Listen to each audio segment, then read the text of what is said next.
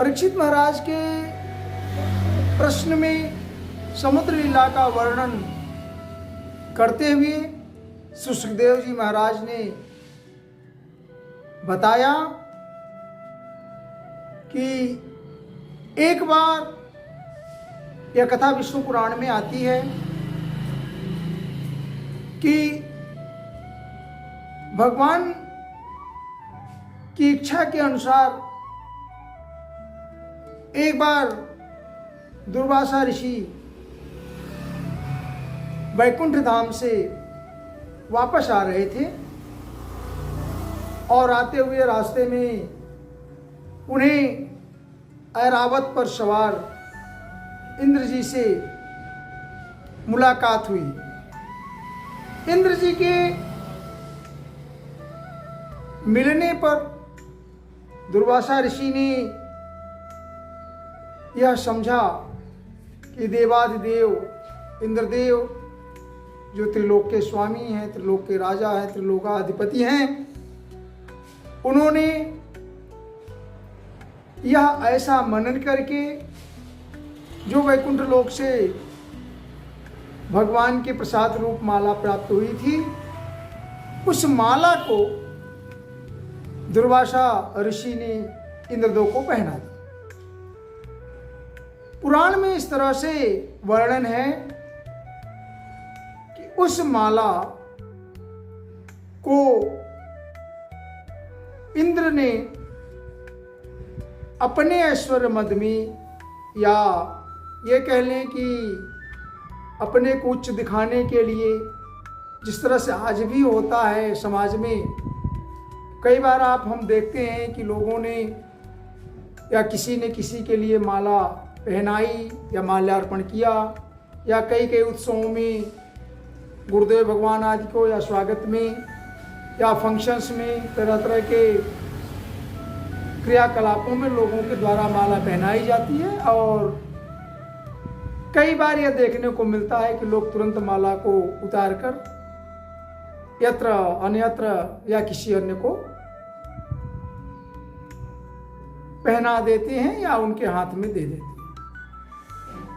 इंद्र ने भी ऐसा ही किया, माला तुरंत उतारी और ऐरावत के गले में डाल दिया, और वह ऐरावत हाथी जिसे कि माला की शायद गति क्या है वो पता नहीं, उस माला को उसने अपनी सूंड में लपेटा और अपने पैरों के तले रौंद दिया।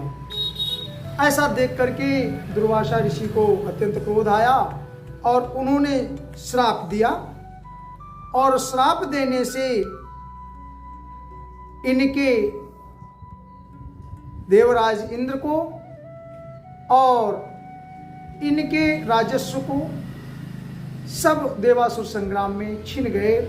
ऐसा वर्णन श्रीमद् भागवत के 8वें स्कंद के 5वें अध्याय में आता है। दुर्वासा ऋषि के साथ 16वां श्लोक, यदा दुर्वास सहसापात सेन्द्रालोकस्त्रयो नृपा। दुर्वासा जी के श्राप से इंद्र के जो राज्य, इनकी देवताओं के प्रति ख्याति, ऐश्वर्य आदि सब नष्ट हो गए। निःश्री काश, निश्री निस्तेज, लक्ष्मी विहीन, श्रीहीन आदि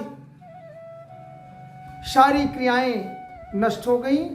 और यही नहीं, यहाँ तक कहा गया कि उस समय पूरे राज्य में यज्ञ आदि की क्रिया, देवताओं का यजन पूजन आदि सब बंद हो गए। असुरों का आक्रमण हुआ और भयानक देवासुर संग्राम हुआ। ऐसे में सभी लोग अपने रक्षा के हेतु ब्रह्मा जी के पास जाते हैं, जिसमें इंद्र, गंधर्व, अन्य देवता आदि, यक्ष, राक्षस, सभी लोकपाल, दिक्पाल समेत इंद्र और ब्रह्मा जी वैकुंठ को जाते हैं। क्योंकि ऐसा कहा जाता है कि जब कोई समस्या आन पड़ी देवताओं पर, तो श्री हरि विष्णु के पास जाने पर उसका कुछ न कुछ निराकरण मिला है।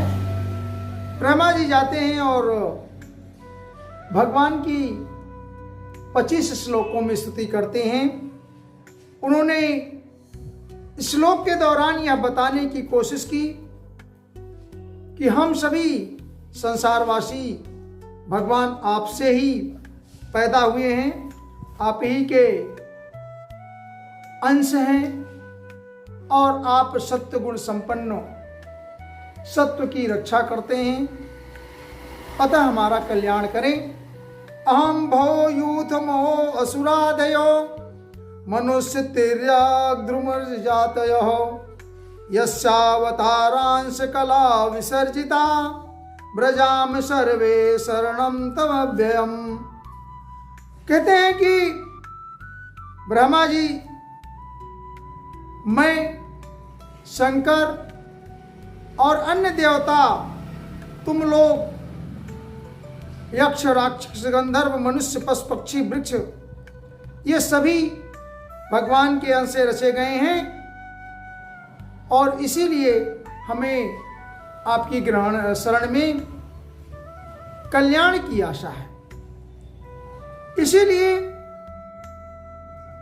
इनकी स्तुति करने के लिए समग्र देवता आदि उत्पन्न हैं, उपस्थित हैं और उनमें स्तुति के श्लोक में स्वयं प्रकाश और परब्रह्म जो हर जगह उपस्थित ओमनी प्रेजेंस गॉड है, उसकी स्तुति करते हैं। और ऐसे में भगवान की प्रार्थना में 8-5-26 श्लोक में अविक्रियम सत्यमनंदमाद्यम गुहाशयम निष्कलम प्रत्यर्कम मनोग्रयानम वचसा निरुक्तम नमामहे देववरम वरेण्यम। हे भगवान, आप निर्विकार हैं, सत्य और अनंत आदिपुरुष, अविक्रियम सत्यम अनंतमाद्यम, जिसका कोई अंत नहीं है, आदि नहीं है, अनादि है, अनंत है, और यही नहीं अखंड है, जिनका कोई खंड नहीं होता। सो मानस में भी ये चौपाई आती है, यद्यपि ब्रह्म अनंत खंडा, ये अखंड है, अनमो गम्य भजे ही जय संता। कहने का मतलब ये कि उस परब्रह्म परमात्मा जो अनंत अखंड, जिसका आदि अंत नहीं है, ऐसे परब्रह्म की शरण में हम लोग गए और उनके श्लोक में हम लोग इन द सेंस ईश्वर अंश जीव जो भगवान के अंश हैं, वो सभी लोग सत्य गुण से युक्त सभी देवता भगवान की शरण में जाते हैं और उनका स्तुति गान करते हैं। और ऐसे ही नहीं, स्तुति में, भगवान की आराधना में सारे गुण, जो भगवान तो निर्गुण निराकार परब्रह्म स्वयं दृक् स्वप्रकाश हैं, लेकिन समय समय पर आवश्यकता अनुसार वो सत्वगुण लोक कल्याण के लिए, लोक सृष्टि के लिए, लोगों की रक्षा के लिए सत्वगुण अर्जित करके अपने शरीर को धारण करते हैं। और इसी प्रकार पालन में रजोगुण और संहार लीला करते समय तमोगुण को स्वीकार करके संसार का विनाश करते हैं। ऐसा उन्होंने स्वयं अपने परिवार के कुल में भी किया। इस तरह से यह घटना दुर्वासा जी के श्राप से दिखाई गई है, परिलक्षित गई है, जो भगवान की स्वयं लीला है। लेकिन यहां पर एक आशय यह निकलता है कि आपका कोई सत्कार करता है, आपका कोई चिंतन करता है, आपको कोई आग्रह देता है, मान देता है, सम्मान देता है, तो माला की बात नहीं, यहाँ सिर्फ सम्मान का तिरस्कार न करें, क्योंकि आपको मिला हुआ सम्मान वो परब्रह्म को दिया गया सम्मान है। इसलिए आप स्वयं उसको स्वीकार करें और उस सम्मान की यथोचित सत्कार करें स्वयं में और लोगों से कराएं।